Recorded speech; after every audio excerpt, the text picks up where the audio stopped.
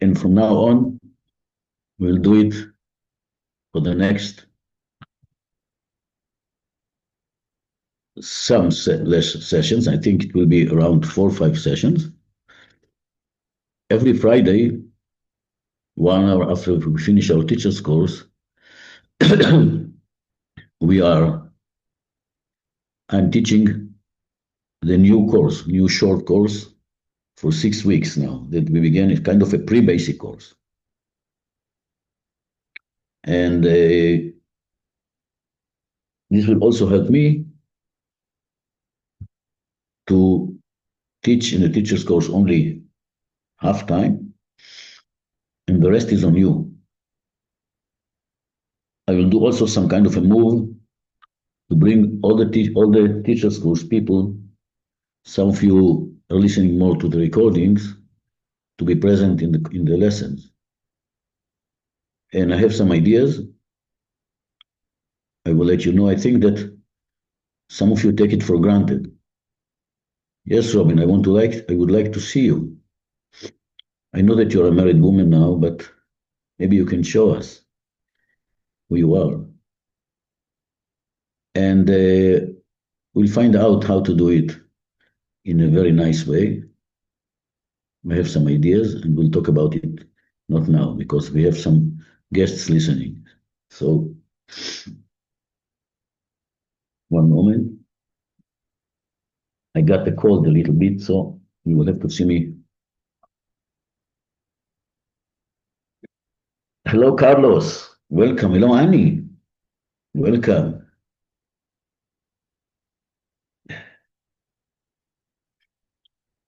Promise is coming as well. Very nice. Promise, how are you, Chief? I'm fine, Papa. You woke up today? Yes. And Petrina is coming, and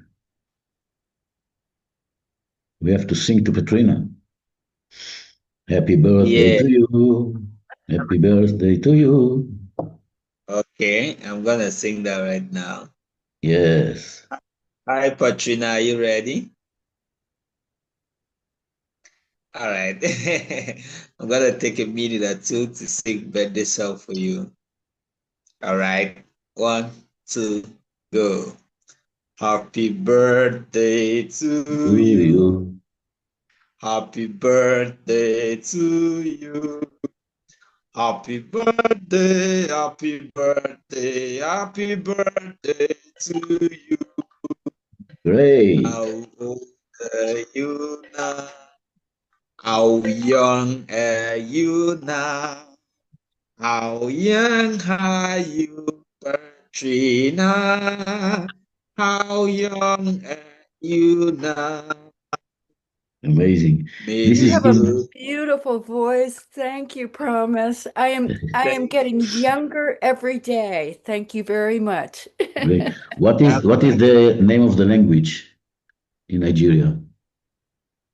Oh, I speak Oron, Oran, yes. Oron. Yeah. So I'll see you in Arabic. Oh. سنة حلوة يا بترينا سنة حلوة يا بترينا سنة حلوة سنة حلوة سنة حلوة يا بترينا. I can go on, but I'm a bit cold. Okay, and I think that every lesson from now on, the next month and a half, the first lesson you're going to teach. We'll go back to this place, to this part that we did it already, and we'll do it again. I will talk to you about it. I will digest this decision and I will let you know how it works. And I also let know all the other people who are in our group that are not coming regularly to our meetings, that if they want to stay in the group, they have to come more, or even to pay some kind of symbolic fee just to make sure that they are with us. Those who are coming will not have to pay. Those who are not coming will have to pay to show their commitment. So today I asked one of you, I told you already, I wrote it in the chat, which is Abby Shukster, that I cannot complain. She's coming every lesson for 3-4 years already. And I asked her to teach. And she said, what do you want me to teach? And I told her, you will decide. The only thing I can share with you is that now we are working, as you know, on how to bring our desired future from the wilderness. Today I heard one of the teachers, it was Sadhguru, I think, he says, I wish you that all your dreams will not come true. It was like shocking. And then he said, and he's right. If all your dreams are coming out of your past, you will create more of the same all the time. It's my word. So in order to really look for the future, you need to let go of the past. And Shalu is here with us. I will ask her to introduce herself for a moment, and she will tell you that this is what we did. Very, very practically, physically, with a lot of moving the body, but also with a lot of, I did some, what I call satsang, kind of channeling. And we were focusing on letting go of all the past and creating our future out of the future. And it really worked a lot. And I have to tell Elizabeth that the sauna was good. We were not in the sauna, but I went to visit the sauna to remember you. Okay. So, Shalu, can you introduce yourself? Shalu is in the basic course now. Hi, everyone. Thank you so much for having me here, Shlomo. I'm from Barrie, Ontario, Canada, my first time here in Cyprus. And we just finished the retreat and it was fantastic. It's an amazing experience to really sort of anchor into the present moment and then leave all the garbage from the past, release it all, so that when we go to create, we can set our intention into the future and then work our way backwards. It was amazing.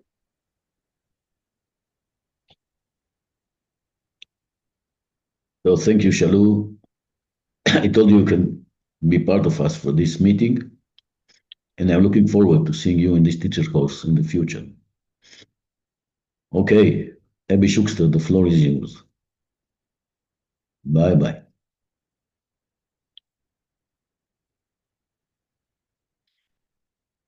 Okay. Welcome, everybody. I'm so excited. I can't think of anything anymore. It was really interesting. I woke up this morning to a panic text from one of my daughters, and I was in the most calm place. Like normally I would have reacted, and in this case, I was like, yeah, okay, she's sending me something, and I have a whole bunch of things to do. So how am I going to handle it? What time am I going to do this? And I was amazed at myself. And in my response to her, I started pulling on some information that I've been experiencing my whole life, and you probably have too, but I didn't know how it was going to come out. And I decided to record it on a voice memo. And then I got started with my usual chores, take the dog out, do the ducks, come back to do the fire. And Shlomo calls me and says, hey, do you want to teach? And I'm like, still calm. I'm like, sure, I'm going to do what I was thinking about, right? This morning. This is a chance because Robin always tells me I should write a book. And I go, I can't do that. Like, I don't have the time. I need some help. I go into all my excuses. And I thought, oh, this is going to be recorded.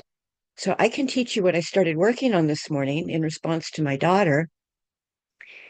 And I can listen to it later and try to put it in some kind of form. So what I'm trying to explain to my daughter is about energy. She's got a health condition And, you know, I'm her mom. I've watched her grow her whole life. I've been totally powerless to help her because, you know, we can only do our own stuff, and even that is limited. By the way, I'm going to borrow a line from Greg Braden here. This is totally unscripted. I have no idea where this is going to go. And I'm all over the place right now in my thoughts and my excitement. And I don't know, there's so many things I can talk about all at once, but I'm going to try to stay focused. So, my thoughts are around my daughter is that she's not taking responsibility for her health. She thinks she is. And as a mother, and some of you would know, you notice when your kids are or aren't doing things, but you can't tell them because they don't have the experience. And this is a segue into what you already know about ego and experience, right? Like when you're little and you're trying to process the world and you're trying to figure out what's going on, you make up stuff because you don't understand. You don't have the experience. So you take that body sensation and the feelings that you have and you make up a story. Does that make sense? And then you look for evidence that your story is true. And the rest of your life, you build on that. And usually you're building on something painful, because if it's not painful, you probably don't remember it. So you're building on something to, like, your ego's there to protect you and keep you safe. And that's why it never disappears. It's storing all the stuff in your body that you couldn't process properly. Because when you process it properly, it's gone. This is the work we do in SGLA. We go back, we deal with our emotions, we process them, and they disappear. And this is why I was able to be so calm this morning when my daughter sent me this horrific message. It's like, yeah, okay, this is what you're sending me. This is how I feel. It's not the same thing, right? There's a separation between her feelings and my feelings. So this is where I'm jumping all over. If I'd have written it down, I wouldn't be right doing that. The first thing I went to is energy in motion, right? Emotion, energy in motion. So when you don't, when you feel a feeling and it feels good, you experience it and there's nothing to hold on to. It's just gone. It felt good. You move on with your life. But when you feel something and it doesn't feel good, you're trying to process it. But if you don't have the experience to process it, it gets stuck in your body somewhere. And your body's very efficient. It puts it somewhere where it thinks it will protect you. And everybody's different where it goes. Um, so if everything is energy in motion and something gets stuck, sorry, like I said, I got too many thoughts in my head right now. You know what? Let's start with a breath together. Maybe that will get me grounded. Yeah, thank you. So let's do the one that we always do, inhale and breathe out 7 times, okay? I wonder how it would work if we all got unmuted. Want to try that? Anybody who wants to try that, feel free. Okay. So take a It deep would be breath like a in. companion, but okay. Yeah. Well, that's what we are, right? We're wild and cacophonia. Okay. So take a deep breath in.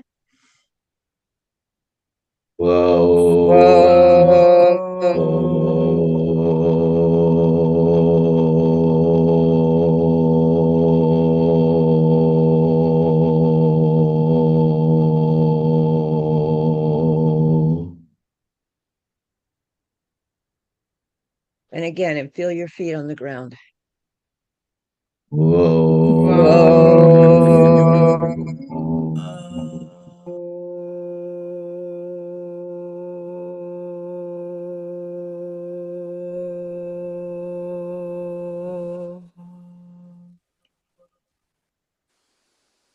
Feet on the ground, feel your butt in your chair and your knees. Breathe in and whoa.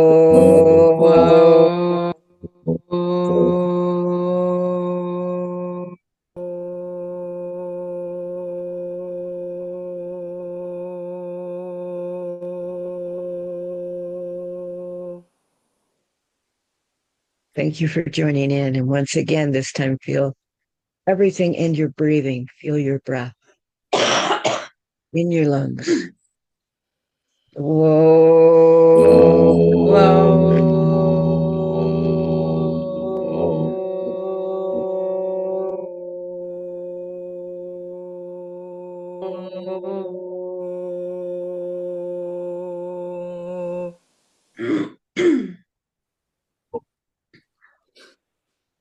And this time, feel everything and your heart. Breath in. Know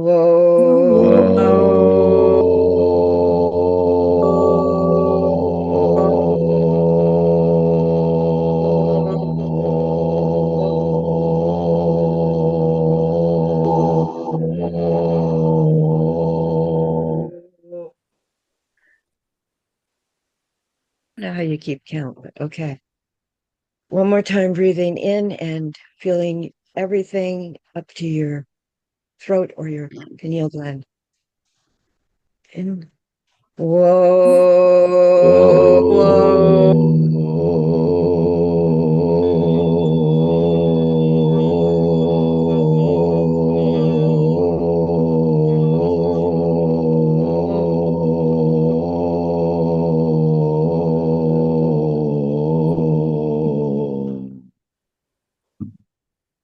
I think this is our last time. This time, feel everything and going right up through your head. Inhale.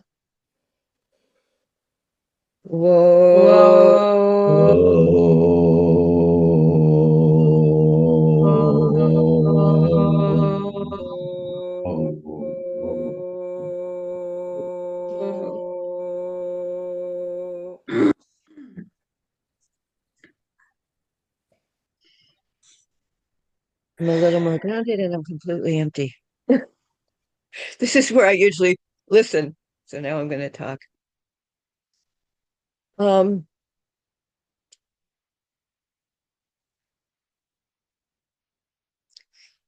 it occurs to me, everything comes from that experience they call the Big Bang, right? I think that's a very male expression.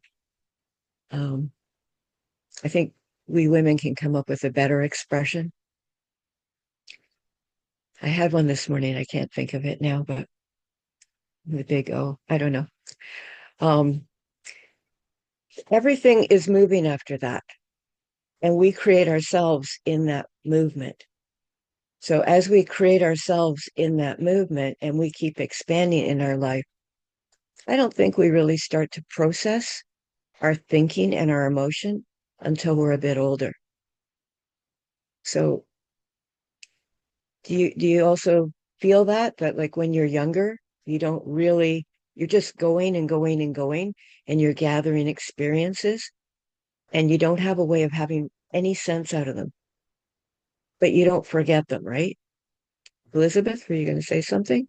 Yeah, just that is how the brain develops actually.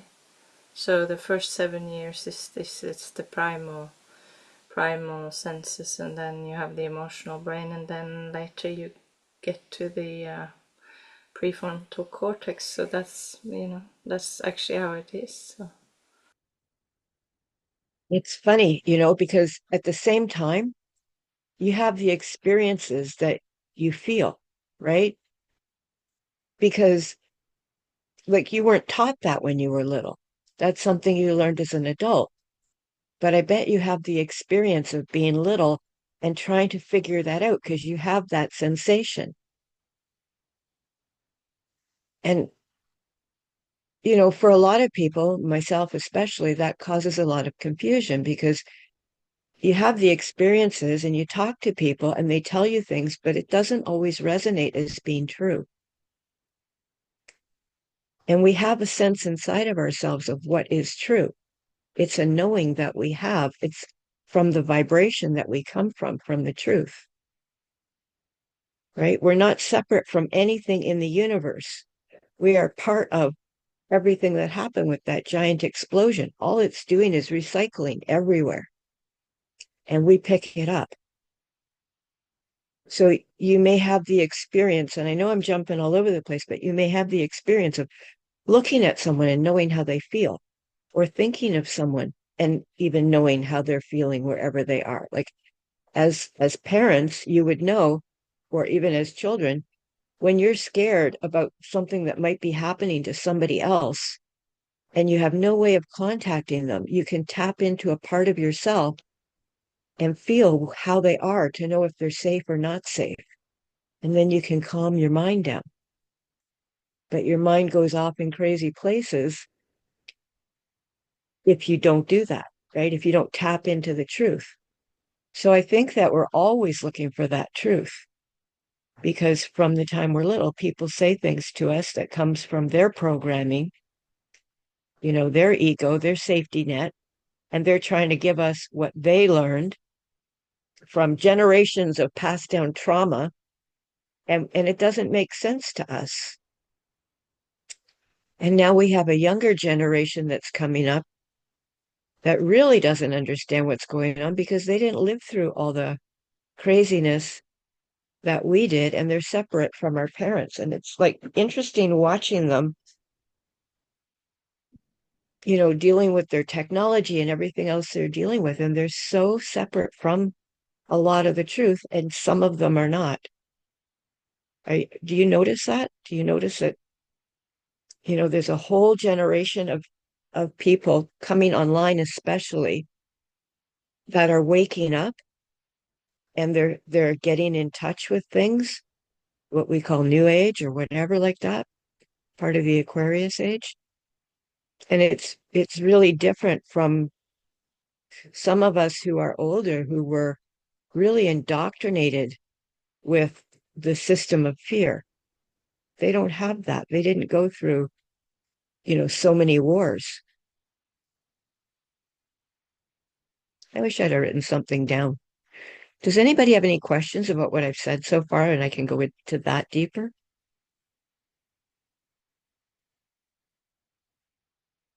Are you tracking with me all the way around all these, Elizabeth? Okay. Maybe a reflection. So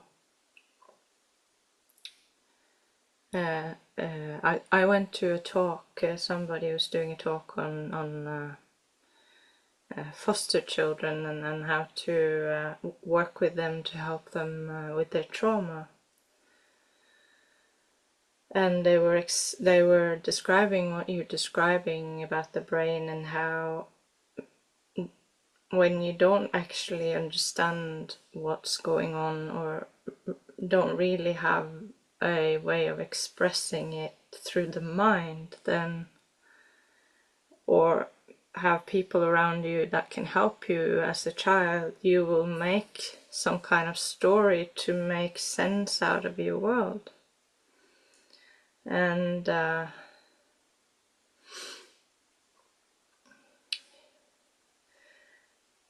one of my reflections with that is the importance of the body, and especially for children, an expression through the body, expressing their physicality and their emotion through music or art or any of those, or in nature or something like that, where they are beyond the mind, because they are not in that frequency. And this was at least an experience in my life. There was very little expression through words in my early life, and making sense out of the world through movement and connection with nature, or music, or art, or was extremely important for both the emotional health but also the development. And I think this is a very dangerous thing for us at the moment, is that we are losing some of that very grounded and old knowledge, and we are moving into, like we are now, we're in a medium of technology which only stimulate some of the senses, so we don't have a full sensory stimulation, which I'm really frank about it. It is great as a tool, but as in our human evolution and the development, it's very dangerous because it actually makes us go backwards in every of our four bodies. And I am just wondering, with your daughter, if connecting back to the body and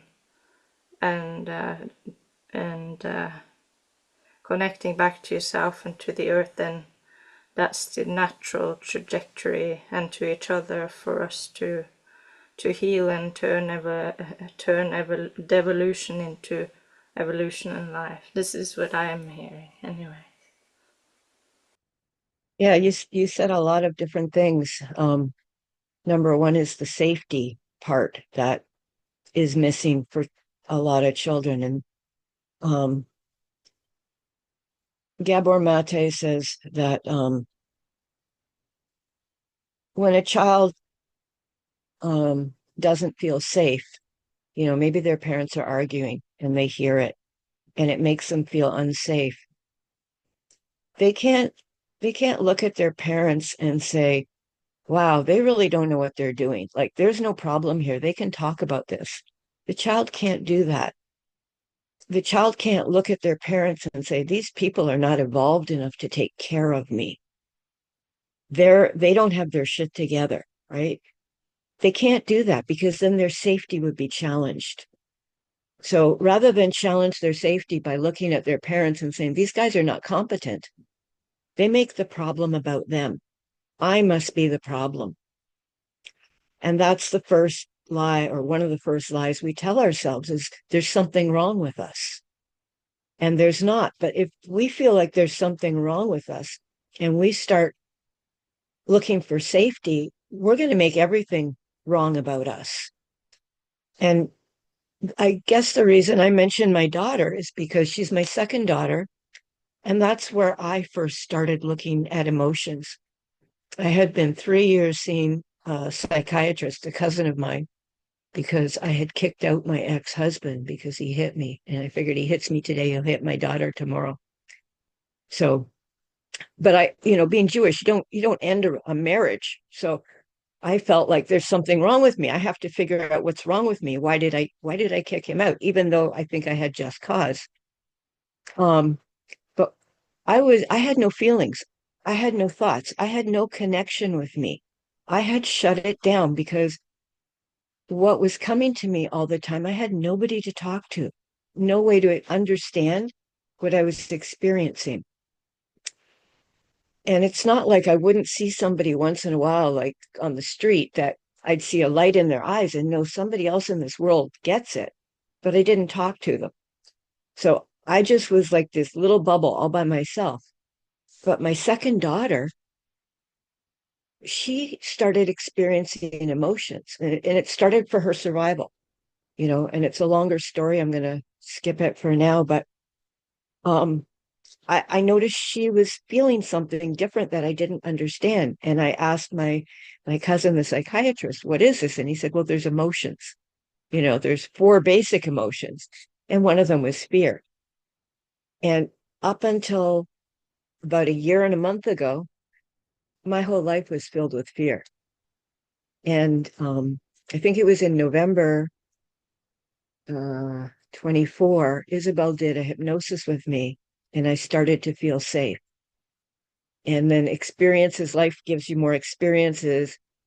In December, a police officer told me something that made me realize I've been experiencing terror my whole life.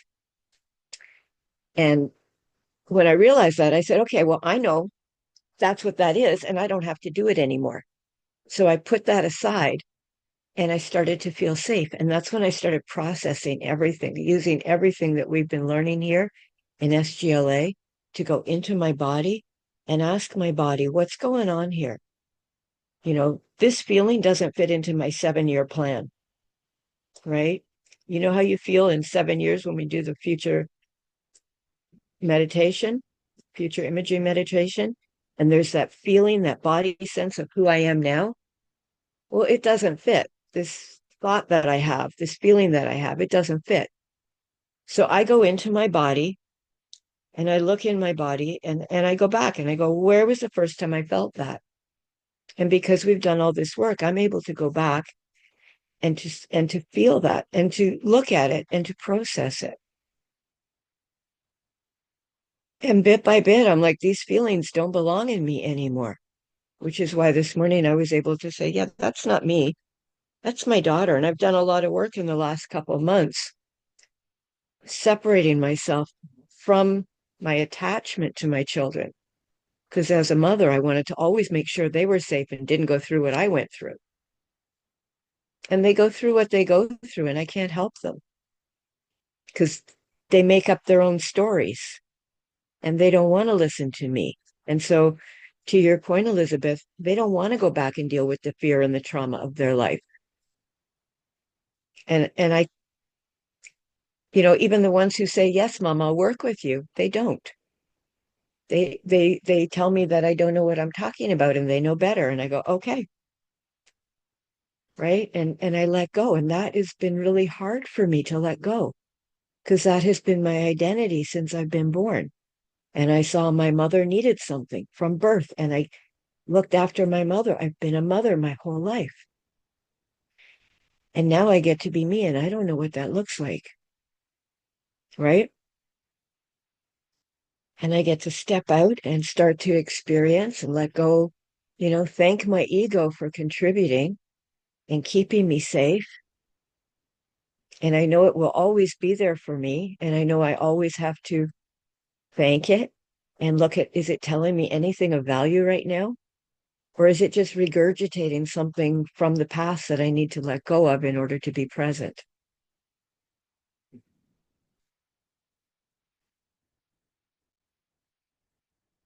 Did I miss anything, Elizabeth? I think, did I cover that? Okay. You're okay until this very moment. Until now. And now what? Now what? So You're doing okay. I'm going to share something that I thought of and why I'm on this, why I'm still calming down. Okay. I was in my 30s. My brother was getting married. My cousin had a baby shower, and I'm driving with my mother and my future sister-in-law. I have 3 children at home, and my father's watching them. And it's a long drive across the city, and we're on the way home. My mother hasn't talked to me through the whole baby shower thing. And my future sister-in-law is sitting in the front seat. My mother's driving. And my mother and my future sister-in-law are having this great conversation about shopping and all the things they're going to do. And I have no money. And they're going shopping and she buys designer things and, they're having a blast. So I'm sitting there totally out of it. And when she gets out of the car, I recognize, I get in the front and I say, Mom, you seem to really like her, but you don't ever tell me that you like me. And as a matter of fact, you've never told me that you love me. And my mother looks at me and says, I can't. She says, I tried. I tried when you were little. I tried to tell you that I loved you. And you got so excited and you didn't calm down and you were bouncing off the walls. I couldn't tell you because I couldn't handle you when you were that excited. I was like a really wild kid. And I said, you can tell me, Mom. I'll be fine. I'm mature enough to handle this now. I'm in my 30s, right? But I don't know, 32, 33. I was pregnant with my 4th kid. Anyhow, she finally says, okay, Abby, I love you. I said, see, you said that. It was fine. We're good. No problem. So we drive the rest of the way home and we get there. And the guy that I was going on a date with was waiting for me with my dad. And he was someone that I had a lot of respect for. And I had really looked forward to going on a date with him. And he'd actually helped me. He owns several macrobiotic restaurants in Toronto, and he had looked after me when I got really sick and helped me to get well. But we hadn't dated yet, so this was a date. And he says, "Okay, well, you want to change out of those clothes, get into something more comfortable. We'll go to a restaurant." I said, "Okay." So I went upstairs, and I have no idea what happened or how much time passed. I think for an hour I walked back and forth upstairs trying to figure out what to wear. And after an hour, he says, "How are you doing?" I'm like, I don't know, right? He says, "Okay, well," he says, "let's just go the way you're dressed. Like, let's not worry about getting changed. Let's just go the way you're dressed." I said, "Okay." We get in the car. We drive around for over an hour. He can't take me into a restaurant because I can't get calm. I am bouncing. I am so excited. And I forget what we ended up doing, but it's just funny because that's the same excitement I feel like when Shlomo asked me to teach today. I said, "Yeah, okay, no problem. I'm calm." I start thinking about what I'm saying, and then I start bouncing. So this is why I'm having, I don't know how it's coming across for any of you. I'm going to laugh at the recording, but this is where I'm coming from. Like all this excitement pouring through me that I don't know how to focus on or how to direct. So I think it's a good place to be, actually. I think, this excitement is like feeling alive. And I think it would be wonderful if everybody could feel this. And, you know, I used to go into the schools and work with the kids, and my whole goal, and same when my kids would bring home troubled kids in high school, kids who were having problems at home and they'd want to leave home and hate their parents. And I just sit down and tap into them, like, what are you feeling? And and they would start talking to me. And by the end of the conversation, the light would come on in their eyes and they'd go home and make peace with their parents and they wouldn't leave. They'd stay at home and work things out. And their life would get on their agenda, not their parents' agenda. But I would see them in the street years later and they'd come up to me, and it's really amazing. And same when I went into school and talked to the little kids, my whole thing was, how do I set them free? How do I get them to tap into who they are? And one example I have is a kid who in grade 2, I took a bunch of kids out every day and helped them try to read. And this one kid, he was a large kid, and he would whisper when he would read. And I'm going, "I can't hear you. Like, you can speak up. Like, we want to hear you." And he had the hardest time speaking up. By the end of the time I was working with him, he could, but it was a gradual process over time. That was in grade 2. And in grade 6, I went to the graduation. And, I'd see the kids at the school field trips and stuff, but it wasn't the same. In the graduation in grade 6, he won the award for the most improved child of the year. And I cried. And I saw his mother, and I was crying more than anybody in the room. And that's what happens for me. Like when I see, when I experience feelings of joy, I cry. And it makes me happy to see people come alive and people connect with their hearts, and be on purpose with their dreams. And I know that's what we're doing here for ourselves and for each other. And it's going to be something that we're doing for the world because, as much as these kids have this technology, which, everything that's evolved all through time has evolved for a purpose. And it's to help us expand into something greater. And if people can't understand how we work as infinite beings, because are we images of God? Are we part of God? We don't know. We don't know anything, right? We're little tiny things that are growing and expanding, and we're going to keep expanding, because if we think that there's something better than us in the universe, we're pretty ignorant, right? Because we have no clue. We're just growing, right? And we're at this baby stage. So they copy us and they make computers and things like that to try to imitate us, but they'll never get it because they're not God, right? God is infinite beyond anything we can ever understand in these bodies. We just are fractions or fractals. So where was I going with this? Yeah, so they're imitating us because we have that power of telepathy and we don't really need the cell phones. Because Shlomo called me when I was working on something that I don't know how I'm going to put this into words. I don't know how I'm going to put this into reality, but this is the start of what I want to teach. And I started doing it on voice memo, so I would have it later because I'm not going to send it to my daughter unfiltered. And because she can't handle that right now where she is. So, and I'm not making her wrong. I'm just wishing that I could help her. So I'm not worried about anything they're doing. Everything they're doing is for the greater good, whether at the time it is for the greater good. Like, when they kill people, I don't see that as the greater good. But I'm beginning to understand that people come here for a purpose and they get that purpose. Like the story about the angels in heaven. Do you remember that one? The two angels, one of them wants to know what forgiveness is, and the old angel says, "You won't remember me." I see everybody now as angels. They cause me pain. Thank you. That's an angel coming to show me something I need to learn. And we have a lot of work to do in helping people feel their feelings and get that energy in motion so it's not stuck in their bodies. So it's able to come out and they're able to be who they are in the world.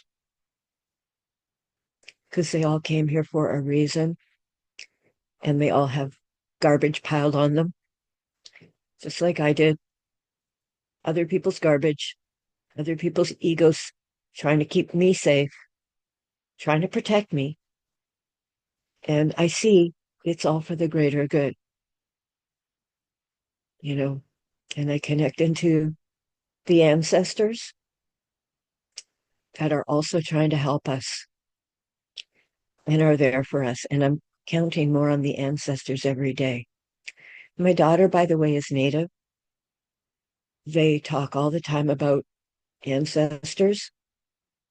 And I think they've kind of lost what that is. They get it in terms of, it's the land, and there's a beautiful documentary about how when people are separated from the land, it destroys them.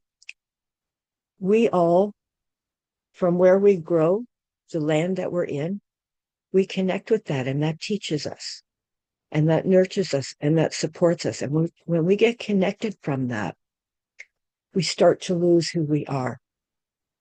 And that, like Elizabeth, like being out in nature, that has what has sustained me is my connection with God and nature my whole life. When I didn't understand the people in my world, God and nature. And when they take that away from people, when they take away the land, it doesn't give us much of a way to get back.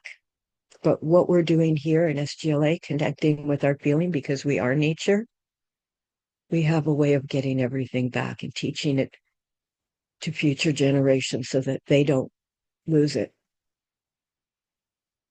So let's go into a short meditation. And I don't know how this is going to go because I didn't put it together. So let's just do it together. So everybody close your eyes. Feel your feet on the ground. Feel yourself supported by however you're supported, sitting, your back, your body. Feel yourself relaxing.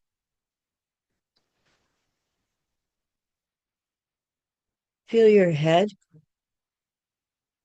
and feel like it's being supported by the air around you. And take a deep breath and breathe out through the bottom of your feet. And feel your feet growing roots into the ground. And breathe in through those roots up into your heart and feel it going out through the front of your heart. And breathe in through the front of your heart and push it down again into the ground, to the roots, and deeper and deeper. And one more big breath in through the ground, but keep your feet anchored in the ground and into your heart.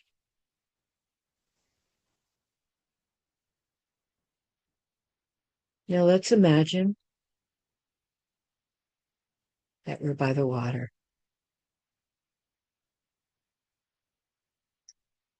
And as we watch the water, we see the movement on the water. And the movement is coming from the wind, blowing the water, and it ripples.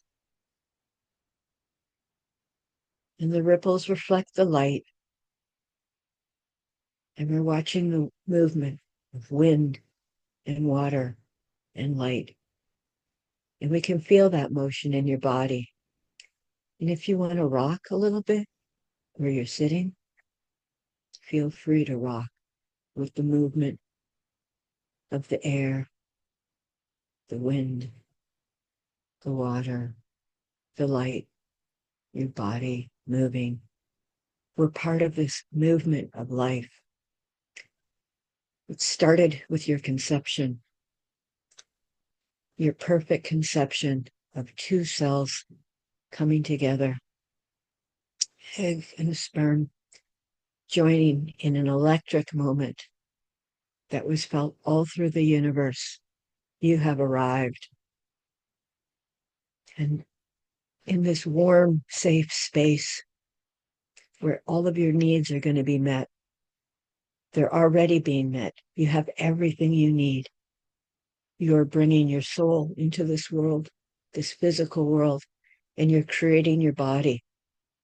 And you don't need to know how it's happening because you're part of intelligence, an infinite intelligence. And infinite intelligence is supporting you in your development. And so you're growing inside this beautiful, warm, safe womb, and you can feel the movement. Every time your mother's heart beats, you feel it pulsing on your body as it grows. And you feel your heart starting to develop, and your lungs and all your other organs, and your brain. And you don't have to think anything or know anything, but at some point you start hearing things. So you've gone from feeling and sensing to hearing. And you're hearing things, and some of them make sense and some of them don't, and it doesn't matter. You'll eventually know what all of these things are. So we're in this beautiful, warm, safe space, and we're compiling experiences, even here. We're compiling experiences that we don't understand yet, but we're going to. And we keep getting bigger and bigger and bigger until one day we feel kind of crowded. And we're wondering, is there a way to get out of here? Because I'm feeling squished. And so we start moving our feet around, move our body around, like our head is pressing up against something that's soft. Everything, well, it's all soft, but something feels a little different. And we start moving our feet. And as we start moving our feet to try to get out, all of a sudden this place that we're in starts squeezing us. And so we push, it squeezes, we push, it squeezes. And gradually our head starts moving down this really squishy place. And we find ourselves being squished all over. And the next thing we know, we're out and we don't know where we are. And it's a little bit cold and it's really bright. And we hear our mother's voice, and our mother picks us up. And our mother puts us on her chest, and we feel her heartbeat, that same familiar heartbeat and her same familiar voice. And we know that we're still okay and we're safe. It was a crazy experience, but this part is familiar. Our mother's heartbeat, her voice, her breath, It's familiar. And so we start this journey of trying to figure out what life is. And we start compiling our experiences. Now, in an ideal world, in the perfect world, and we have the ability to create this, our mother's going to be with us as we start to experience these things. She's going to be holding us or holding our hand as we get bigger. We don't need for her to carry us around all the time. You know, in an ideal world, she carries us around. She puts us down to change our diapers, or some mothers can change our diapers while we're wearing them. In some cultures, children don't even wear diapers. The mother can sense when the baby needs to evacuate and moves the baby away from her body. You know, we can be as close to our mother as we want. And at some point, we want to experience life on our own. And our mother has to let go of our hand. And we're able to do this because we feel fully supported. We know we are not separate from source that we came from. That's in us. It has been in us from the beginning.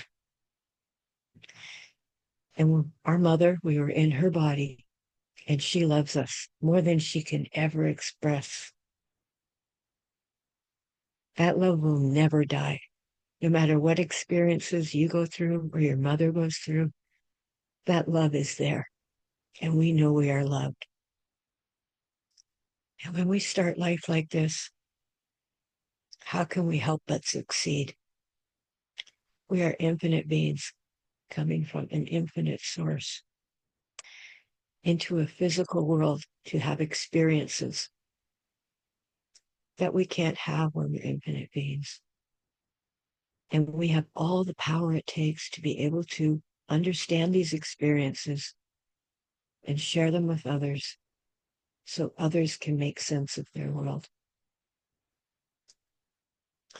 Now let's go ground this experience. Let's walk. Now that we have walked away from our mothers, let's go for a little walk into the grass. Let's find some beautiful places to walk. And let's find a tree somewhere. As we walk, let's find a tree and go sit under this beautiful tree and feel ourselves supported by this tree. If you want to hug the tree before you sit down, that's fine. Or you can just sit down and put your back against the tree. You'll feel the energy coming from the tree. It is the most incredible energy from a tree being that has been grounded in the earth and never been anywhere else, just here, and seen the world from this one place. Its energy is profound, what it's seen. And you can feel it. And you can feel the ground supporting you. The ground that grows every year with all the wind blows onto it, and it gets higher and higher every year, and it builds. This infinite earth, this infinite energy, it's part of us. And just feel it for a minute. And feel the wind, and feel the sun. Maybe there's no wind, maybe it's just air. Feel the sun and the tree and the earth. What more do we need? A little rain. We have the water. We have the memory of the water. And we have the water in our body.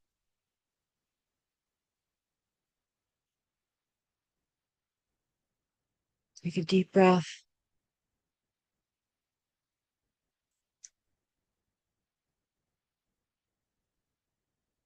And you can hold on to that as we come back.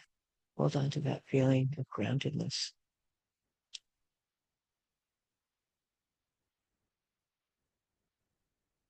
Hold on to the feeling of safety, knowing that you're an infinite being.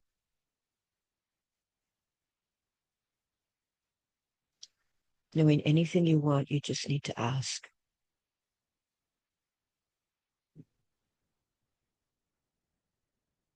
Feel the love in your heart for yourself and everything else and everyone else. Take another deep breath. And we're going to come back to here and now by feeling yourself sitting in your chair, with your eyes closed. And shake your body a little bit. Let your head drop. When you're ready, you can open your eyes, keeping your eyes focused on the ground and your feet so you can ground.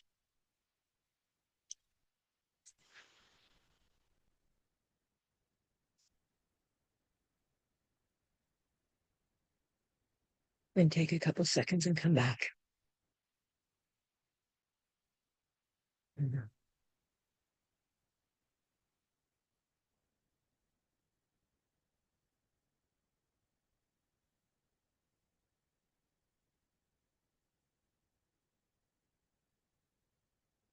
My feet are tingling.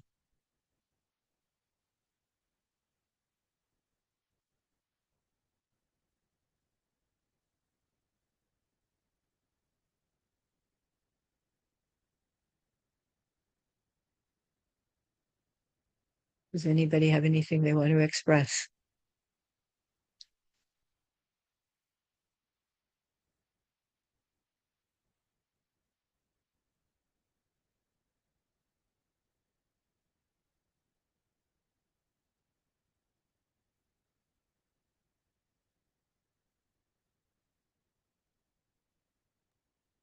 Carlos.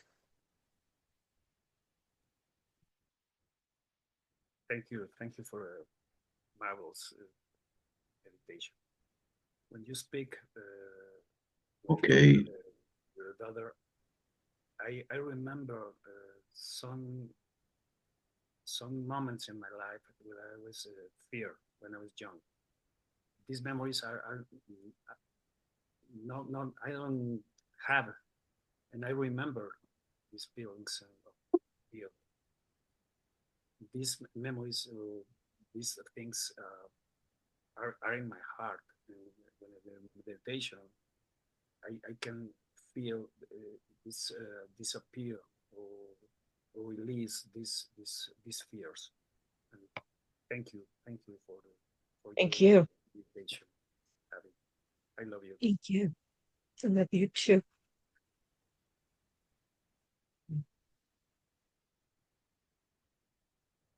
Okay.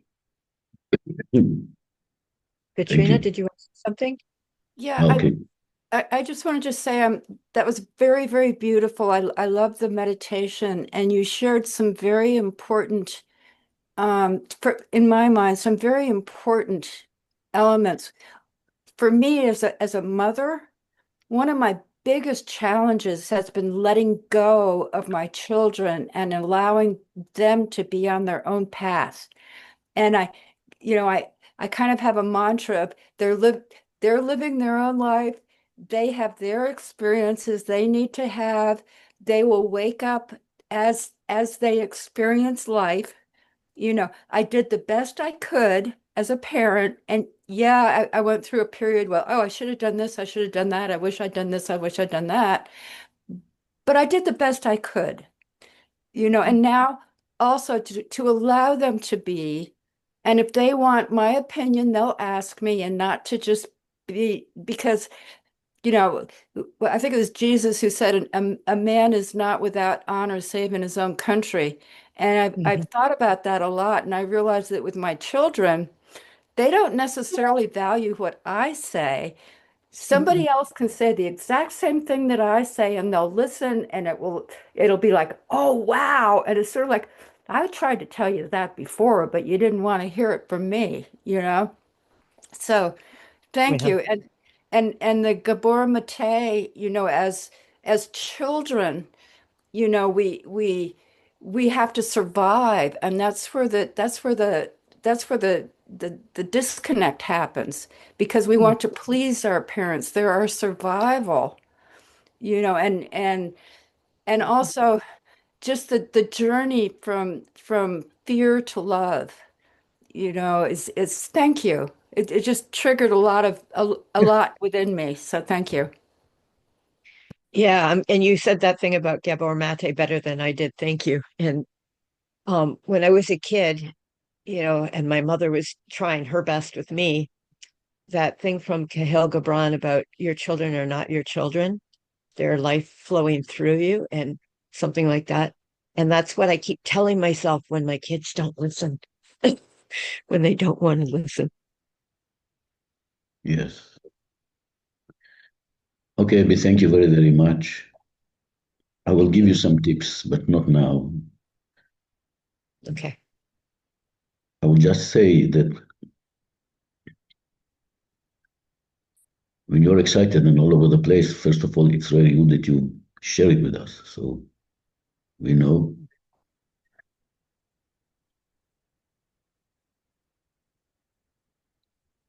And at the end, we want to teach, we want to share something. And sometimes the stories, even though they are very authentic, they are diluting it, or a little bit of diluting. So, as you know, we're talking about it, and maybe we have to train ourselves again on this. Even when I'm very, very excited and I'm teaching or I'm not there, I'm going through something, there is a possibility and a way that we can connect all our parts together and put all of this in creating. It's more male energy, but also not to be totally female energy on the part, and we are losing ourselves in the details, so we can understand and see what is the teaching around. But it was really good, and thank you for sharing, and thank you for responding so. And if you want, maybe to do it again next week and prepare it. you write to me and see, and then you can prepare it and it can be more. Well, I would like what you said about learning how to do it more male way. I would like if you could teach us that. Okay, we are Yeah. going through this, but I will do it again. It's like, Okay. I Thank you. became too much young, so we have to go to the. So it's too much yin. We have to go back to the young little. So my teaching today, just I want to see. Shalom, are you there, or just Anna Maria? Are you there? Oh, great. So we began to talk about last week about the wilderness, and I'll call my teaching today Into the Wild. And what it means into the wild, and what it means, I shared a little bit with you today and also in the retreat. And I shared that I heard this morning Sadhguru saying, I wish you that all your wishes will not come across, will not happen. All what you wish for yourself will not happen. All your fantasies will not happen. And he says, because if they come from the past, you are going to create more of the same. So, in order to come from the future, you have to be one moment in another dimension. And I call this teaching Creating Desired Future the Wild Path, or Into the Wild. So, only when we are ready to lose ourselves totally, to have kind of orgasm, kind of ecstasy, the way that we lose ourselves totally, we don't know what it's all about. We totally relax on one hand and totally energized on the other hand. When this situation comes to us, then we can create our desired future out of the future. And this is what we are talking all the time. And I will give you a brief today about it, and we'll make a meditation. We'll have a meditation. So, sorry, I'm a bit cold today. So the question is, first of all, why the wild path? Why we are talking on the wild path, why we need the wild path to create our desired future.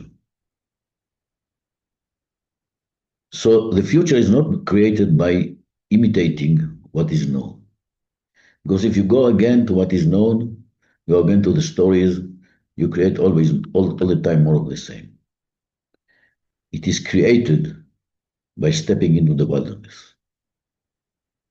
And now I'll tell you what is not, which is important to understand. The wild path is not chaos. It's not rebellion. It's not anarchy. It is a return to the living, the unmediated, the source of creation. It is a place where consciousness is no longer governed by the past. So this is all about to come to a place that we are ready to go to the wilderness, to go to the unknown, to jump over the edge, and to know that there is nothing that we know that brings us back and connects us to the past. And yes, you know, I wrote in my book about the courage to forget. Sometimes when you throw everything out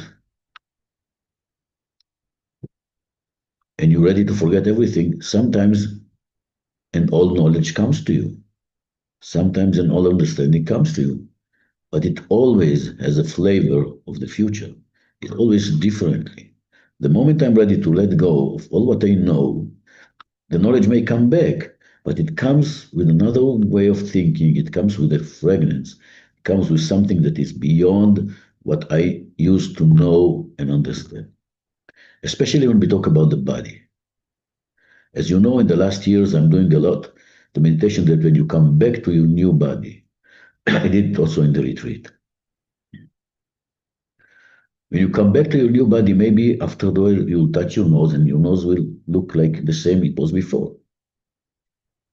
But if you're really ready to let go and you're really available to listen, you will see that there are places or moments that even if you feel like your nose is the same nose, you can feel that the energy is totally a different energy. It's a new energy. And this is really important to understand this. I say more.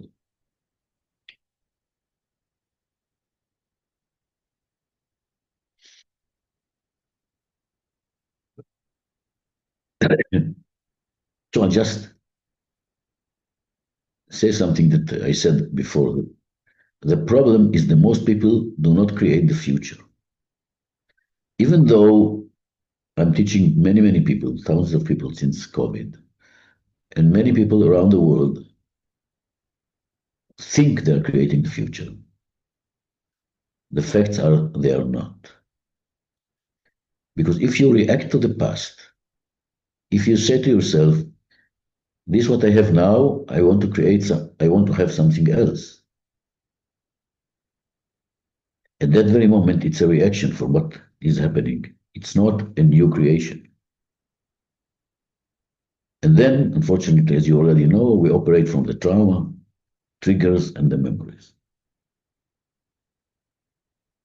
And then we all function within the survival mode, as I told you already.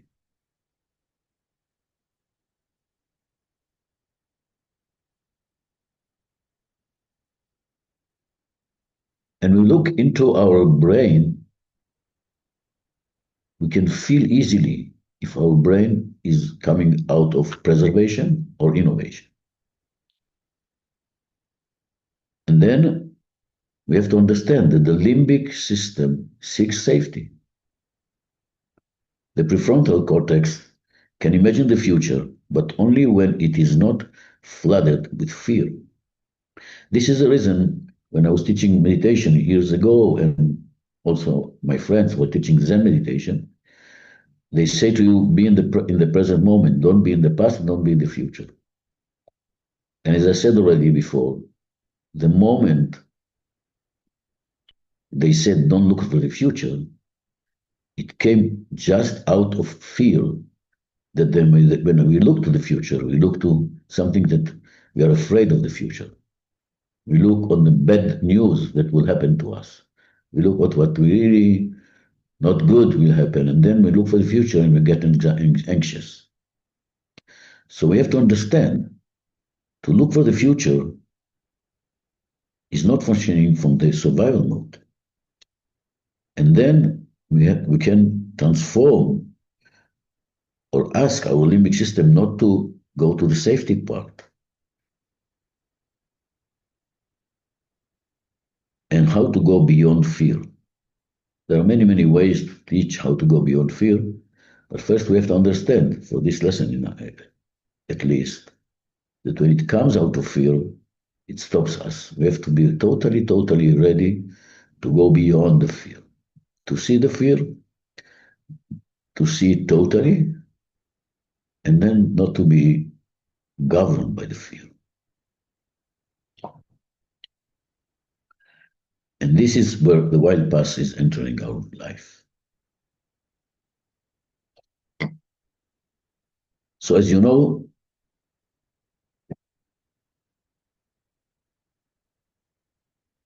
we are talking on 3 thresholds.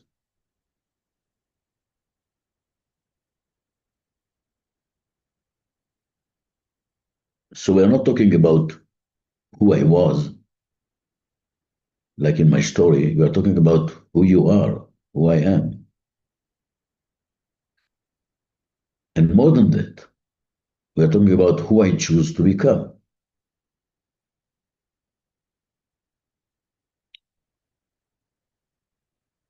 And then the wild path says that beyond our collective fear structures, news narrative and policies and anxieties, policies of anxieties, we go for the future beyond all that. And it reminds me my teaching about beyond the karma and beyond the Akashic records. As now more and more teachers, thank God, are going my way to say that all this is just a sign where to go beyond, not something that you stop there. And what is more important, we should go beyond the need of total control. The wild knows how to move without knowing everything, going to the unknown. We have to understand and be honest with ourselves. A lot of time, it is we are not aware of how control we are looking for in our lifetime. All of us. And for all of us, when I'm asking you to look for the future, you want to control the future. And instead of letting go totally, going through what I call orgasm or ecstasy, going beyond with this energy, and totally, totally let go, still, unfortunately, a lot of us saying, okay, I want ecstasy, I want the best life, but I want it my way. And if we are honest, we're looking inside, we can see that many times we are trying to control the situation. We say, okay, I'm ready to go all the way, but I want it my way. It's my way or the highway. And this is part of the problem.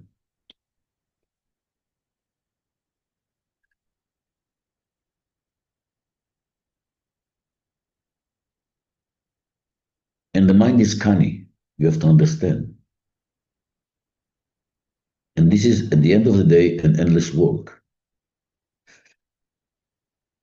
When we are talking with each other, even in these calls, and we share,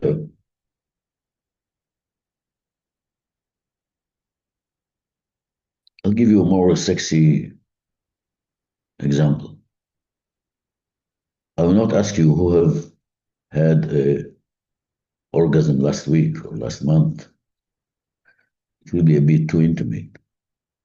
But if you look inside yourself for the moment that you were really, really in orgasm, and you know I'm talking about ecstasy, not orgasm, because this is the sacred work.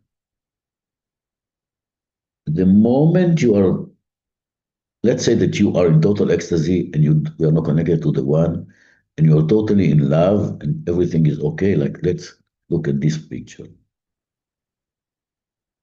Look at yourself, what are you doing 1 minute when it's gone? You are trying to analyze what happened to you in the past. You're trying to hold, if it was very good, within you in the present, and then you kill your desired future. Because if you want to have it, first of all, it takes a lot to really let go. And you say to yourself, there is something within us. I'm ready to let go only if whatever. I will have this and that, and I'm in love, and I'm making love to a woman, and the woman is blonde or black or whatever. Think like this. So I'm ready to get everything that existence gives me, but the only condition is that I want it my way. And the moment I'm trying to hold it my way, I'm not creating anything. And let's say that, okay, I was ready and I let go and I go now to the future with unconditioned love. The moment it's over, instead of really taking these gifts to our body and train ourselves to live this way,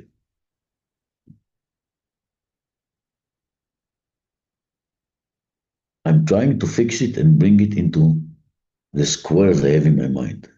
What happened?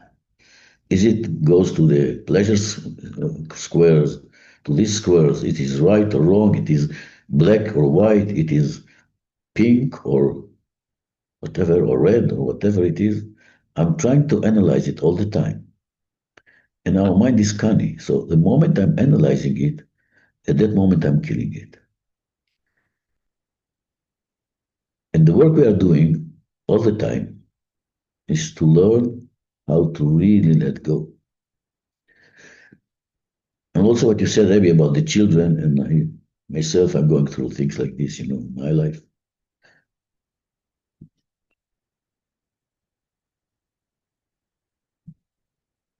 Even when I'm coming with, let's say, a spiritual attitude or approach, and I know what I want, and I know that I have to let go this and let go that, and I know that my son is triggering my guilt feelings, etc., etc. And I'm ready to let go of the guilt feelings. I have to be very careful to see that if I don't have any condition with myself, so if you want me to go all the way and to surrender all the way, still I want it to be white or black or squared or pink or spiral or whatever it is. And we have to work on it just because we all know that we are programmed. And the program is going with us sometimes all our lives. So to really understand that I'm not coming this program to this situation programmed, I have to be very careful and to go on and on and on. And it's an endless way. We have to understand. Always something will come to us and say, okay, I'm ready, but this way or the other, etc., or my way or the highway, like I used to say. So when we talk about the wilderness, is to be able totally to be in the wilderness, is to be able totally to relax and to let what wants to come to come. You remember I was talking to you about instead of future imagery, we'll talk about future emergence. This is what it's all about, to really be able to listen what wants to come. Don't put it into your terms or conditions and totally let go. Totally let go. Let's go on from. So as you know, we're working on 4 dimensions. So the body, but still I want to say that the body is the gateway. It's about regulating the nervous system, breath, full body synchronicity. That we're talking a lot. I will not go into it again. And then we come to the emotional dimension. And now I saw something in AI interesting. He says the willingness to feel without being consumed. Not suppression, not overwhelm, but presence. So we can understand the words, but what it means. When you know that you are present and you are not overwhelmed, Hayabi, it is this kind of thing. It's okay to be overwhelmed. It's part of the game of life. But I want to be present means that in the midst of everything, I put my feet on the ground and I'm connecting to my center and I'm there. I can speak or not to speak. I can say that I don't want to speak at all. I say that I don't want to make love. I can say everything. I'm free. But when I see this stream comes to me, I have to train a lot the way to contain it. And we did in the retreat now quite deep exercises to train our body to contain the feelings. And then we can let them go because we are not attached to the feelings. The moment our body is totally open and we can make love to existence and or we can feel like ecstasy, at that very moment, we can really, really, really let go and not be swept. We say swept by the energy that comes to my body. And the body is just a mirror, but the body is a beginning. It begins with the body and ends with the body. So imagine the moment I'm ready and I'm able to have not an orgasm, an ecstasy in my body. It can be an ecstasy from a tree or a flower or from making love. But I totally feel them and I'm able to take the energy from, first of all, I'm able to open my first chakra. I'm talking a lot about the first chakra.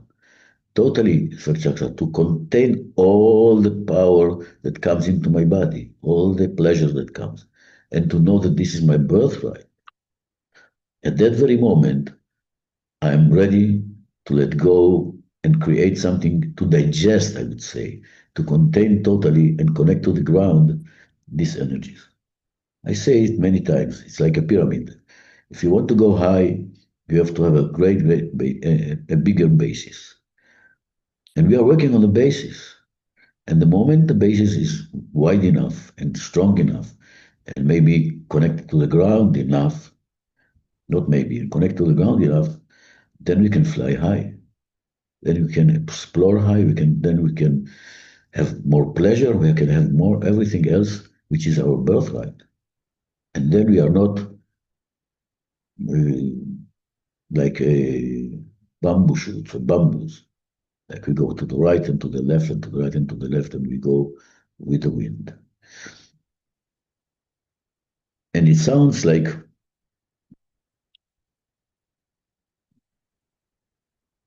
conflict. On one hand, we want to be totally surrendered to the wind. On the other hand, I'm telling you that you have to be connected to your hara.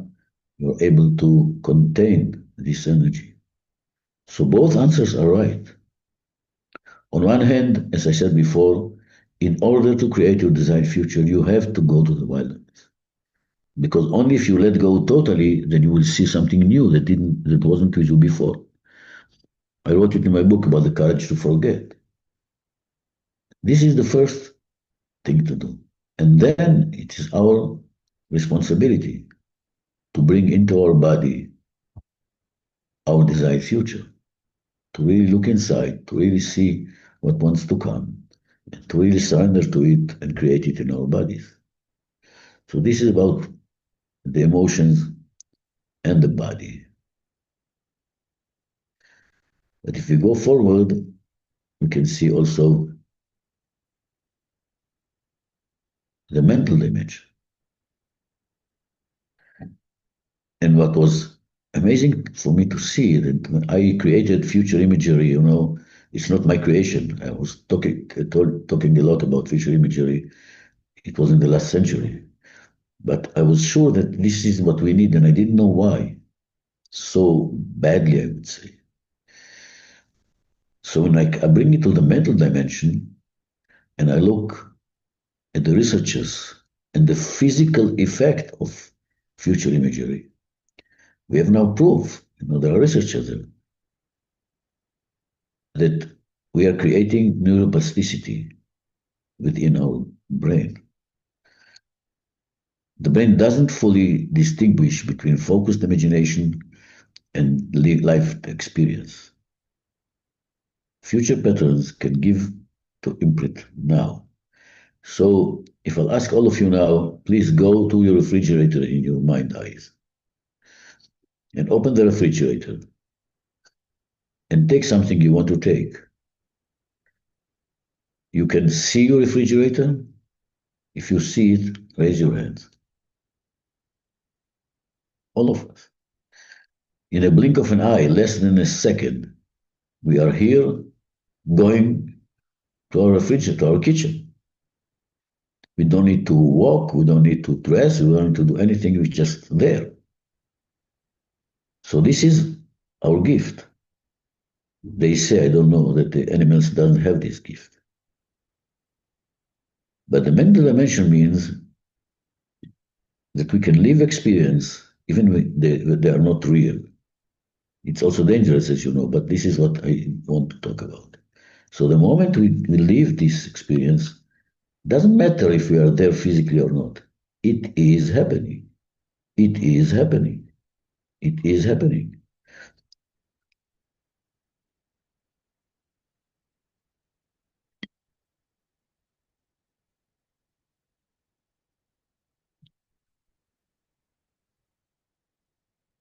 And now, as we go again to the spiritual dimension. So you all know, we may do it today again, that we are the sacred watcher, sacred witness.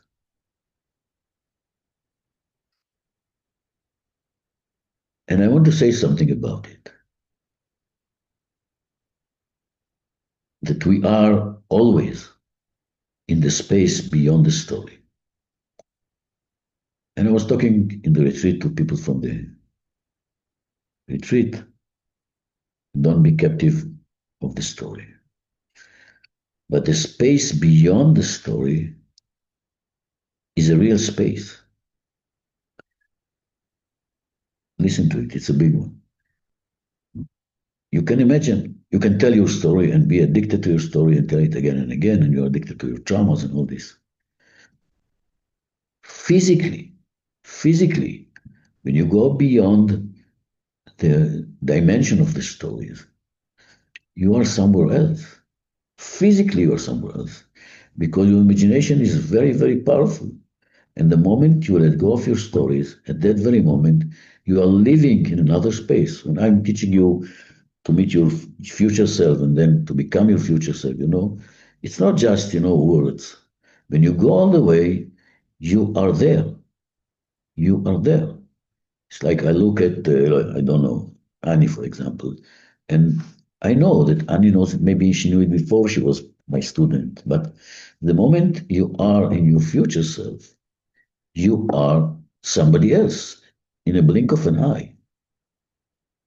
And when you are somebody else, the whole story doesn't touch you. And this spiritual way of looking inside, it is very important, and we have to understand it more and more. Where are we, or when are we, in the space beyond the story? It's not just the narrative psychology. It's living the stories, all of them, and go to a new space, a new dimension. And the choices we make are born there. The choices, you know the difference between decision and choice. Choice is a spiritual being, I would say. It is a connecting, we know what we do, and we don't just take decisions. If you try to make decisions in your life by putting on the paper the pros and cons, and you say this is right and this is wrong, I have two pluses to go to live in Tel Aviv and 3 pluses again, so I'll go with the 3 pluses. Bullshit. When you choose your lover, when you choose to marry somebody, it was totally out of your mind. It was totally out of, I would say, any rational thinking. You know, all of you, when you are in love, the body behaves differently. The hormones are going, and you cannot really think what we call normal thinking. Not at all. We're not. We are something else. And as Bruce said, if you already here, why not to be? I say it in a different way. So I will say,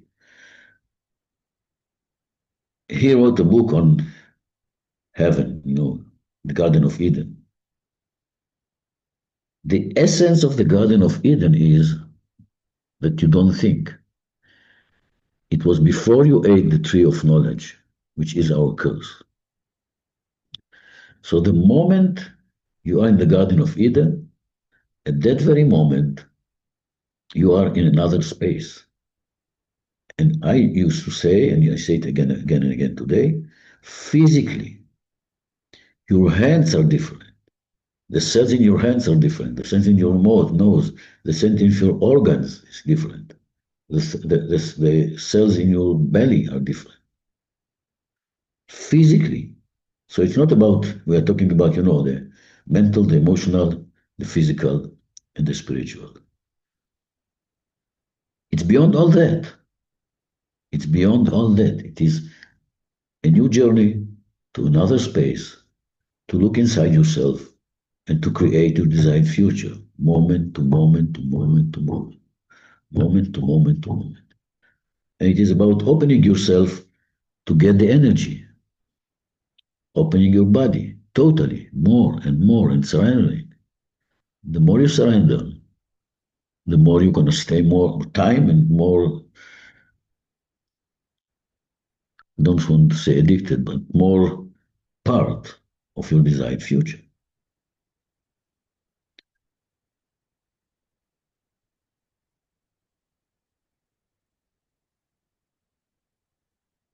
And the choices are made there. If you really made, if you are really present and you made a logical choice, it is always in this dimension. It is always beyond time and space.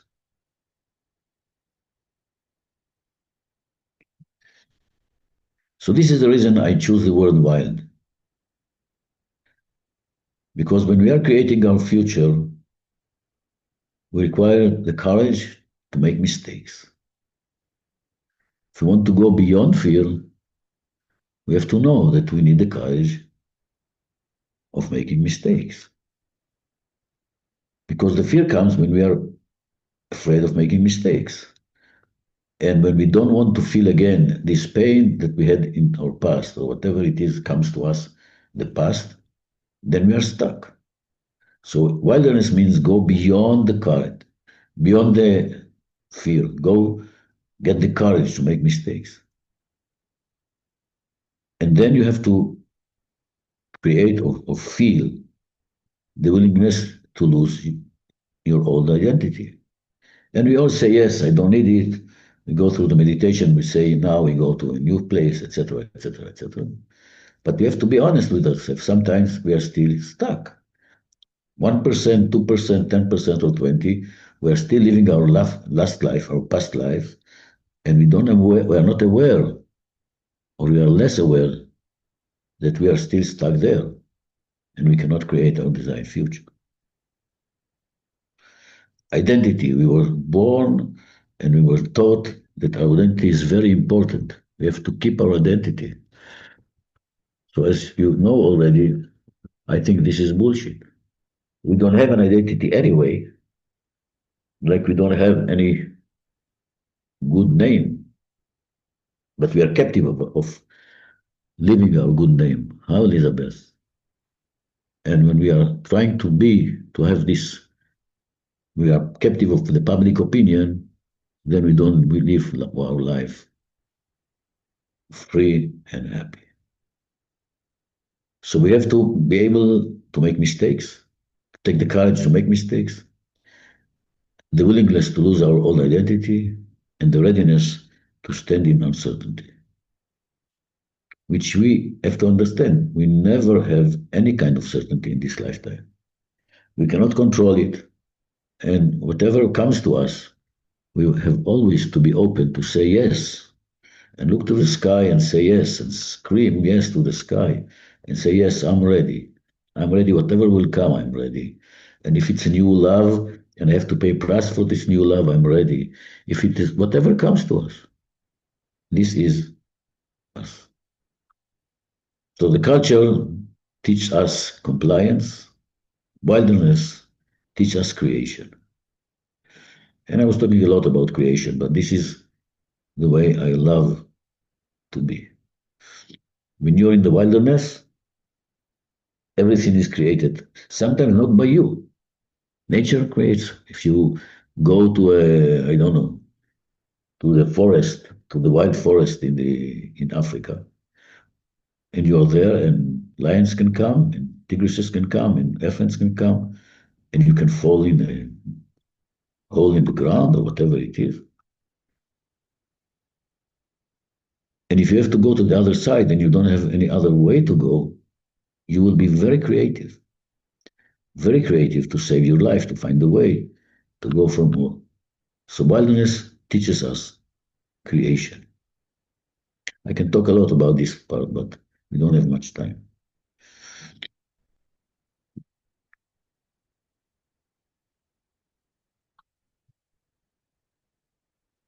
So what I used to do, and we'll do a little bit in this meditation, we will see where in our body are the contractions, and the contractions are part of our survival mode, survival field.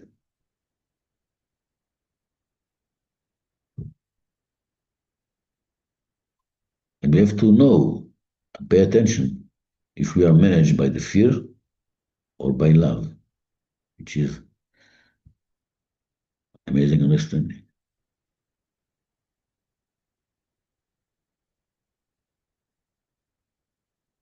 So today we'll work also a little bit about the stories and to see who I am without my stories. And we have to understand that we create our desired future not as improvement of the present, like I said before, but a leap in consciousness. It's not more success, it's deeper meaning, not survival, but creation. And then what happens in the brain, our prefrontal networks are activated. It is by itself reduces fear and lowers amygdala activity. Just meditating, just even doing mindfulness.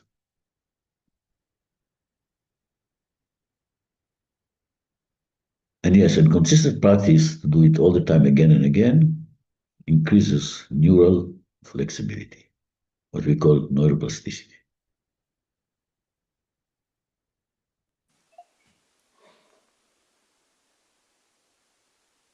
Can I ask one question? Yes, sure. Maybe, okay. I have a lot to say. It's a simple question. It's why do we call them mistakes? There is nothing like mistake. I use this word to tell you and tell myself as well that this is just fear. there is nothing like mistake in life.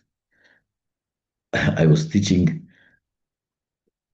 all the in Israel ambassadors from all the countries. There was a teaching there, and I gave a lecture many years ago. And then one of them said to me, "Why do you say the courage to make mistakes? You should say the courage to take the courage and to learn how not to make mistakes.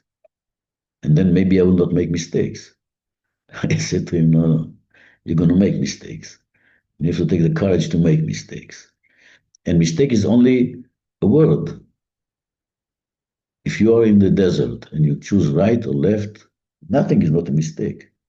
If you go to the right and you die out of, I don't know, not having enough money, enough water, that's okay. This is your choice. If you go to the other side and you have a lot of water, it's also your choice. And when you are acting out of the survival mode, this is interesting. If you feel that you have to go to the right to save yourself, you are still acting out of survival mode. You are not acting out of trusting existence, listening, and see what wants to come. So, as I said, instead of future imagery, we have to talk about future emergence. Thank you for making it clear. So, as I said, in the prefrontal networks, we reduce fear and amygdala activity. And then when we train it more and more and more, we create neuroplasticity.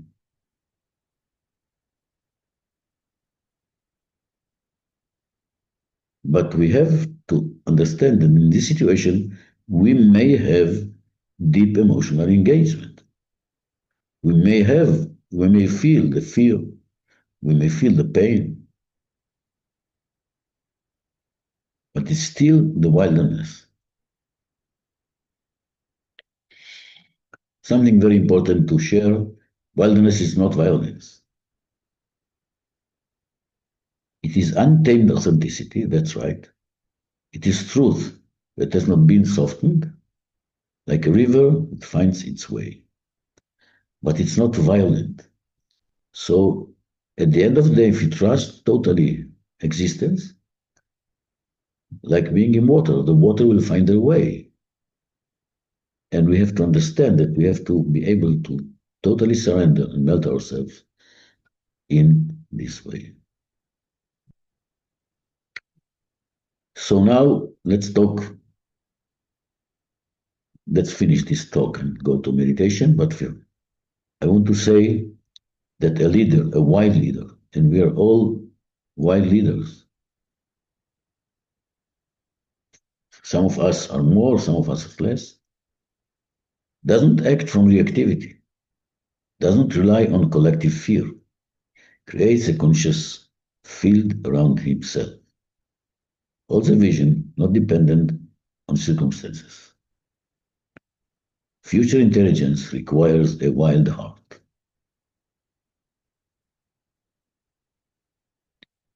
So this, what I wrote, I want to teach you how I did it, based also on AI. I gave AI my book, the PDF of my book, and I gave him a lot of materials that I was teaching. And then when I give him another cue or another word, and I ask him, now tell me what should I say about this? Sometimes he gives me bullshit, and I have to be very careful. But sometimes it's easy with AI to create a coherent way to teach.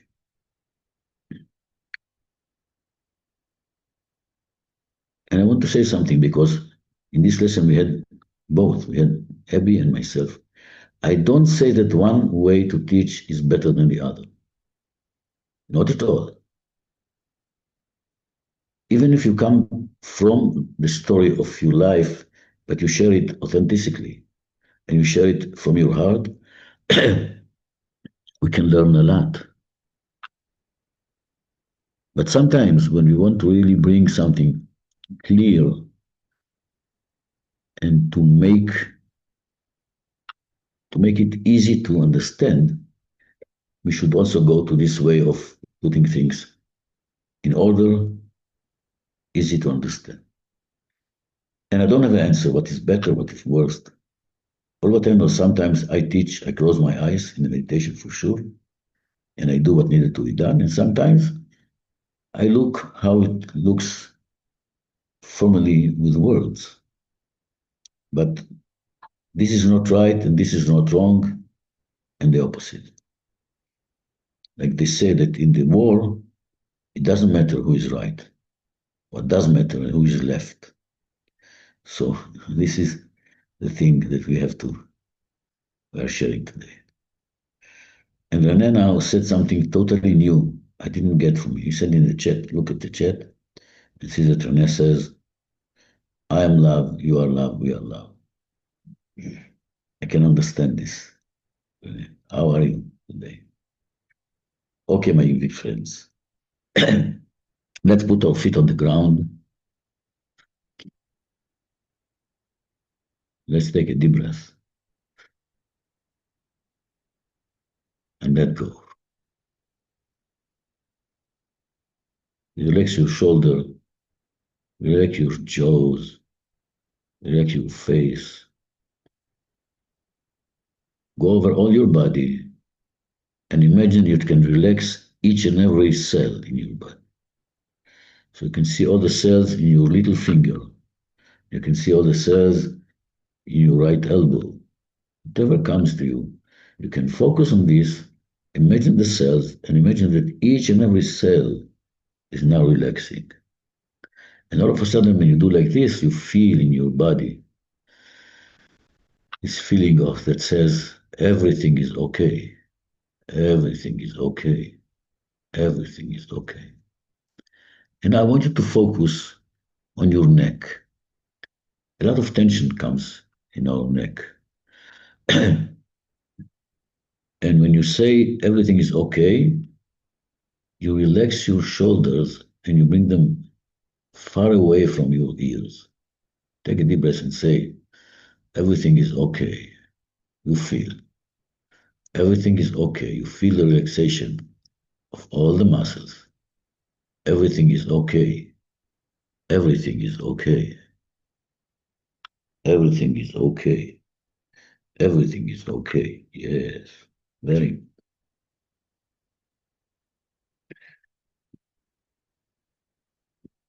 And now, imagine we are in the forest. I want us to imagine that we are lost in the forest, that we are in total wilderness, and we are alone. Physically, we don't have friends around us, we don't have men around us, and unfortunately, you cannot even imagine, we don't have our phone, mobile phone with us, nothing. We are totally with ourselves. We don't know where are we. We don't know where are we going. We know nothing.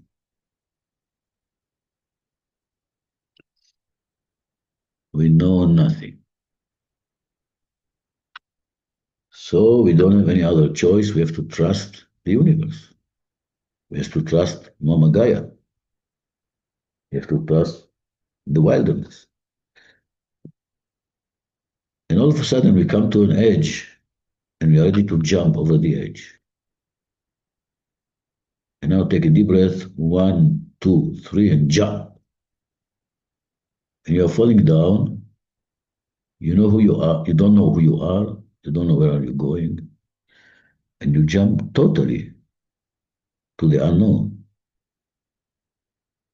The moment you jump to the unknown, at that very moment, you see nothing. You're trying with all your power to be attached, to attach to something, to hold to something, to use your experience, to use your understanding, but you cannot hold anything. You jump over the edge, and you are totally in this between sky and between heaven and earth.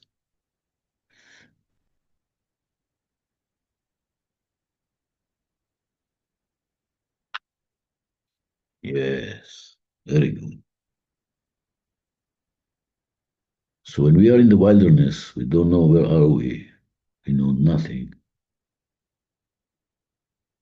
Our survival mode sends us messages, kind of an urge that says, you have to find something to hold on. You have to find something to hold on. You have to find something. You have to find something. You have to find something. And it comes firing on us all the time. You have to, you have to, you have to. You have to survive. You have to survive. You have to survive. So we take all this fire, we take a deep breath, and we throw it away. And we just stick again to the nothingness. And we let go totally our body, from top to toe, being in the wilderness. Yes.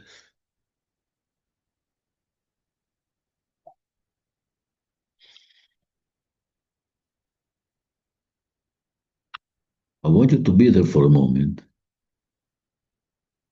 to make sure that something that comes to you now is not based on the past, because you really don't know, you really know nothing.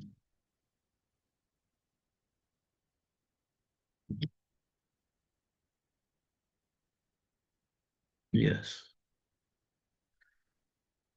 And you're falling down and falling down and falling down and flying in the sky, being a drop of water.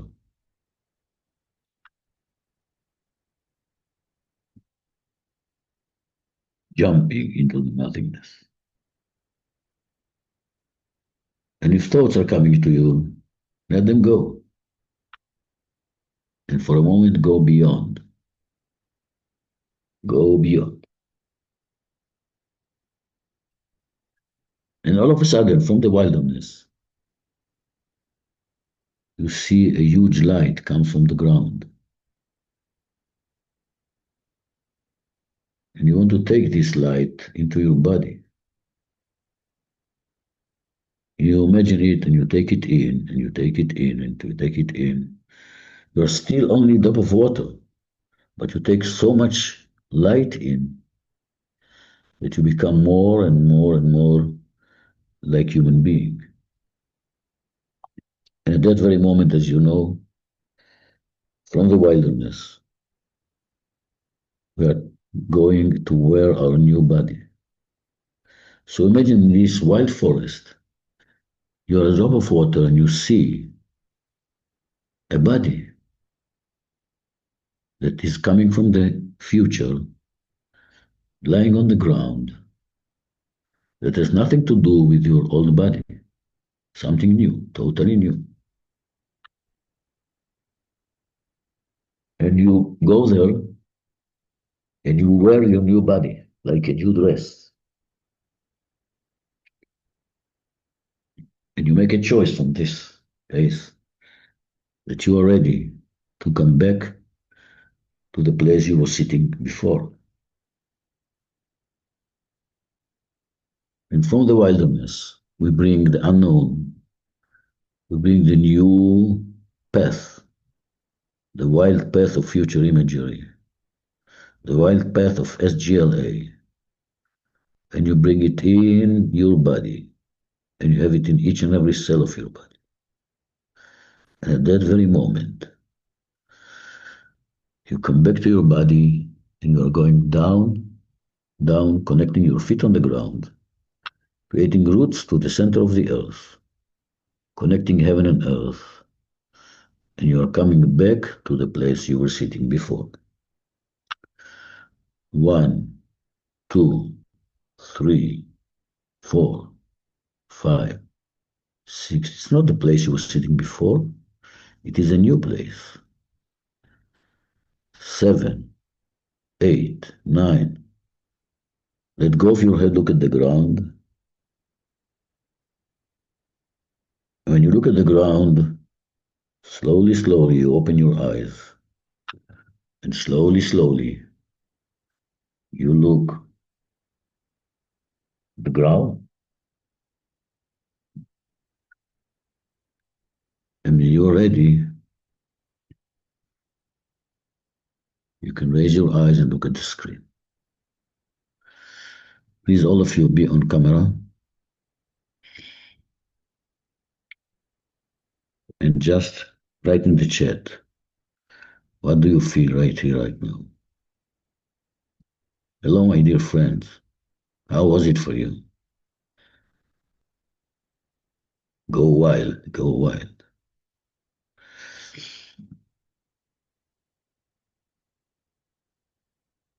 Petrina, you look enlightened. Also, Annie. Okay, I I feel don't see. bliss, bliss. Great. Abby feels open and free. Great. Renee feels loved. Great. Charlotte feels empathy.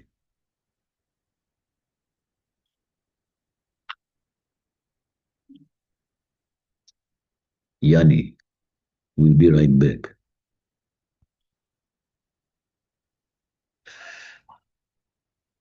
Charlotte feels she's loved. God loves.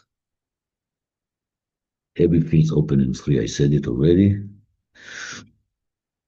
Caroline became wide and beautiful, illuminated. Yes, I love it. I can even imagine how you look like when you are wild, Caroline. I don't know.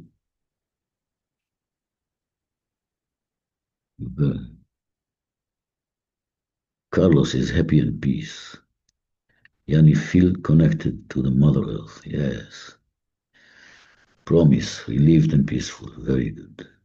Elizabeth. I love the feeling of new electric possibility. Very nice. Annie. Yes, that's true. There is no beginning and no end. We are just walking on a path from eternity to eternity. Okay, my good friends. I have to teach in an hour and I have to rush to buy some drops to my nose because it's running all the time. So, and this is the first lesson of the short course that we are now doing. If you really want to come, you are invited. I will teach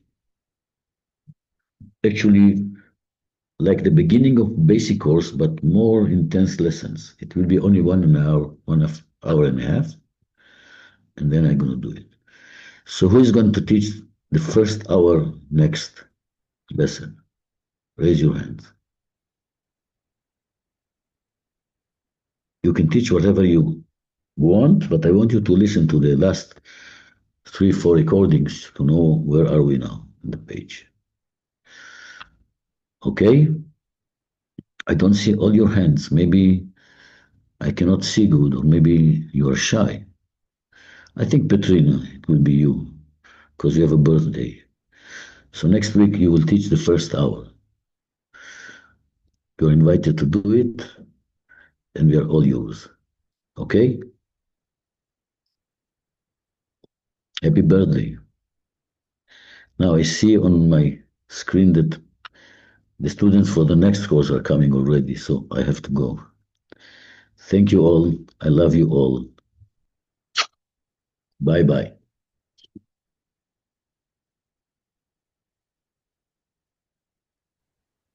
Bye bye. Bye bye.